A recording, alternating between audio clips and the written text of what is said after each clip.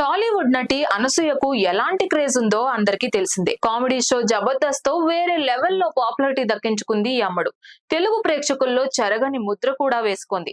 బుల్లితెర అందాల యాంకర్ గా పేరు సంపాదించుకుంది. అయితే హోస్ట్ గా కెరీర్ పీక్స్ లో ఉన్న సమయంలో సడన్ గా స్మాల్ స్క్రీన్ కు గుడ్ బై చెప్పేసింది ఈ భామ. సినిమాల్లో వరుస ఆఫర్లు అందుకుంటూ దూసుకుపోతుందనే చెప్పాలి. అయితే సోషల్ మీడియాలో ఆమె ఫోటోస్ కు స్పెషల్ ఫ్యాన్ బేస్ ఉన్న విషయం తెలిసిందే. 4 పదుల వయసులో నాజూక్ గా కనిపిస్తూ తన గ్లామర్ తో భారీగా ఫాలోవర్స్ ను పెంచుకుంటూ ఉంటుంది.